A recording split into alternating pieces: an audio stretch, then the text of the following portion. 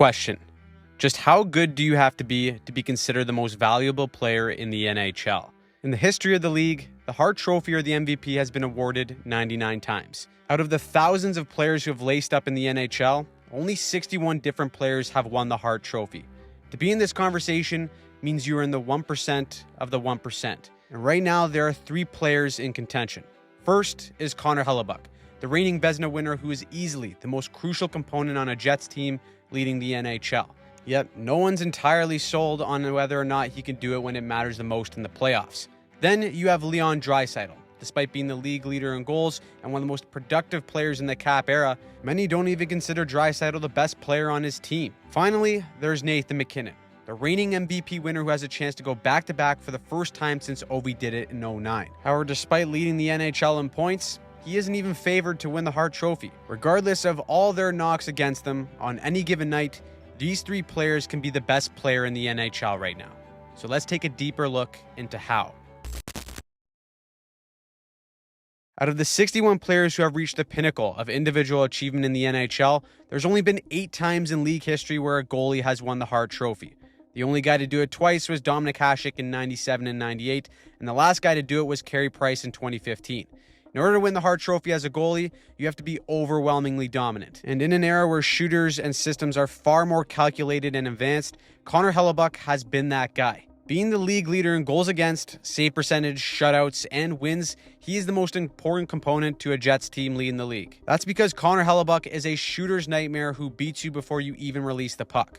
Rob Gearson, who does some of the best goalie analysis as a former pro goalie, helped us take a deep dive into his brilliance. Hellebuyck, by traditional goalie standards, shouldn't be one of the best goalies in the league. Guys like Shesterkin, Vasilevsky, and Bobrovsky all combine their size with unmatched flexibility and explosiveness to make saves. Hellebuyck, however, doesn't have the same athleticism to bail himself out, so the solution is to play in a way that he never needs to. Hellebuyck starts deeper in the net than most NHL goalies. This makes life easier on him to find ways to stop backdoor rebounds or broken plays without using insane athleticism. Watch how deep he is in his net by the time Laine uncorks one. He makes the initial save, it bounces off Slavkovsky, and nearly goes in. If Hellebuyck is at the top of his crease being aggressive, this puck likely bounces in. Instead, the guy's in a rocking chair looking cool as a cucumber making the save. Now, one of the best ways to manufacture goals in the NHL is by making a lateral pass from one side of the ice to the other. This is called crossing the Royal Road, and thanks to our friends at Sport Contract, we can see just how effective Hellebuyck is on these threats. His goals saved above expected in this area is an absurd +11. Comparing that to Logan Thompson, who plays a similar style and is also having a monster season, his goals saved above expected is 5.6. By playing deeper in his crease, Hellebuyck only has to move a few feet to get across the zone as opposed to if he was super aggressive.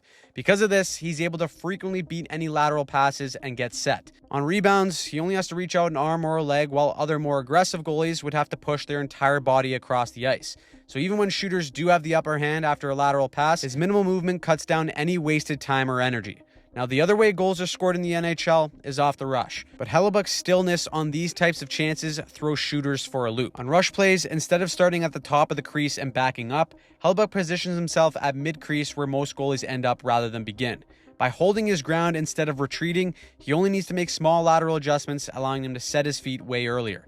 This extra time lets him stay calm, still, and prepared in other ways that goalies can't. And as Rob points out, Hellebuyck's positioning initially gives shooters the impression that there's way more net available as they enter the zone and approach the top of the circles. Hellebuyck is willing to give up a bit of net early on in exchange for being fully set. So as they close in, the available net behind him shrinks faster than it does against most goalies. This is how Hellebuyck crushes scoring chances. NHL shooters are elite. If they see a spot, they will pick it. But when their visual cues disappear and the pattern changes, it throws them completely off. Put all this together, and you have a goalie who's beating shooters mentally and physically. Scoring goals is the hardest thing to do in the NHL, and Hellebuyck is the league's biggest deterrent of it. However, there's one man whose goal scoring has him as the odds-on favorite to be the NHL's MVP this season, and that is Leon Draisaitl. Some people dismiss Draisaitl's production because he's the beneficiary of Connor McDavid. And while there is some truth to that, Draisaitl's skill set and production have proved that he can make others around him better, even Connor McDavid. Leading the NHL in goals at even strength with 26, Draisaitl has the rare and crucial skill of being able to control the pace of the game at his will. Draisaitl doesn't have blazing speed, but he makes up for it through offensive manipulation. Watch here how he's going to pick this puck up off the rush and drives the outside of the dot lane or middle of the ice to draw out this defender. His stationary stance invites the D to get aggressive. He ends up on the outside of the dots. Quick little slip pass underneath the triangle to a streaking McDavid, and it's thanks for coming out. You don't have to be physically as fast to play with McDavid. You do, however, have to think as fast and leverage his speed like he does here. With it being a 3-on-2, McDavid drives the middle to back up the D, and Leon is going to slow down ever so slightly to find the lane that McDavid's speed has opened up across the ice. Instead of just driving with speed with possession, Draisaitl delays and finds the cross-ice seam to Hyman. That same stationary stance that I mentioned earlier is a nightmare for defenders to stop both on the rush and in the zone. And what I mean by stationary stance is his legs aren't moving, he's wide, knees are barely bent, and when he's on his backhand like this, defenders are just being invited to get aggressive. This is because most players simply aren't as dangerous from this position, but that's just not the case for Draisaitl. He leverages that aggressiveness to attract attention and then finds a wide open man.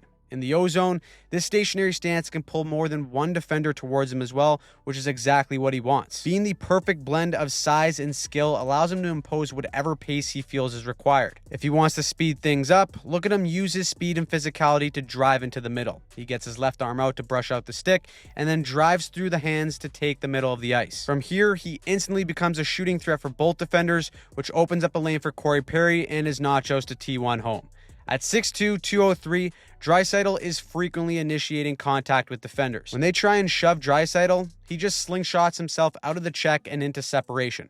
Look at how intelligently he uses his size here. Johansson is a fast skater, but he negates his speed through physicality. He's got his eyes up, he's scanning the play, and as soon as he feels Johansson could have a step to poke check the puck, he's going to jam out that left arm again to protect it.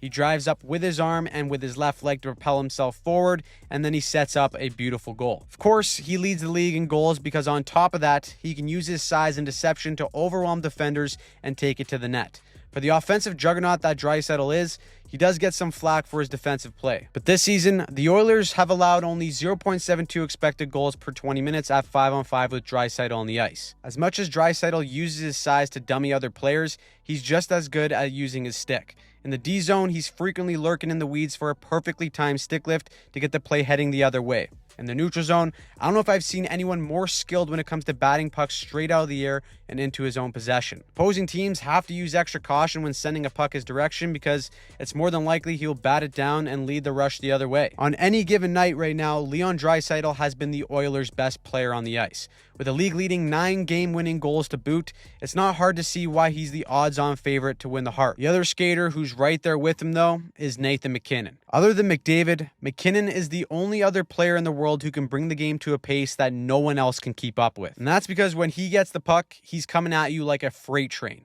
Colorado is without a doubt the fastest team in the NHL. In every speed range, the Avs roster ranks first in the league, and the leader of all players in both 20-mile-per-hour and 22-mile-per-hour plus speed bursts is Nathan MacKinnon. MacKinnon and the Avs is a match made in heaven, and it allows him to be far more dynamic and unpredictable with his speed. There may be no one better at timing his speed so that he picks up the puck with a full head of steam. Centers are taught to go low and slow in the zone to provide their wingers and D with a support option. But the second a puck is moved up the wall or he senses a potential turnover, he starts chugging up the middle of the ice. Colorado wingers are aware, and if they can beat the pressure of a pressing D-man, MacKinnon gets the puck in full flight. There's not usually a puck that MacKinnon picks up without him already taking 2 to 3 strides prior to possession. Once he has all this speed on the attack, he can weaponize it in any way he chooses. Have back pressure converging to the middle to avoid getting burned, he'll hit the brakes and find the late man swinging it. Here, with the amount of speed he's built up, Minnesota is forced to converge as he enters the zone. Average players keep attacking down the wing, but exceptional players recognize that there's space to be exploited up high with everyone converging. With one steep cut, one wild defender hits the slip and slide, and Mac has all this space to attack downhill and get creative. On top of this, MacKinnon and the Avs like to throw in a wrinkle to make their speed more dynamic on the attack. MacKinnon likes to anchor himself at the opposing team's blue line. At first, it seems counterintuitive to not have your fastest and deadliest player carry the puck in every chance he gets, but a layered attack is far more dangerous. With how mobile and quick the Avs D are, they are frequently activating to jump up in the rush. While the D and wingers drive north to the net and cause defenders to back up, MacKinnon waits at the blue line to take full advantage of the gap. By going north, it opens up all kinds of flexibility for him to use his speed east-west to get the goalie moving laterally as he attacks the net. Even Connor Hellebuyck can't stop that type of play. And trying to stop a team as fast as Colorado and MacKinnon going north-south is very hard. And when they layer their attack by using MacKinnon's speed east-west, it's borderline impossible to stop.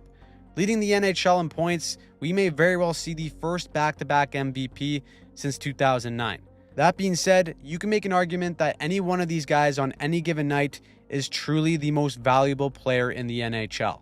While there is still time for others to sneak into the conversation, these three are giving us a glimpse of just how good the modern NHL superstar truly is. Big thanks again to Rob Gearson for all of his help with the Hellebuyck breakdown. Go check out his pages in the description down below. Make sure you subscribe to the channel and subscribe for more Four Nations and deeper breakdowns, as we're going to be covering every single game.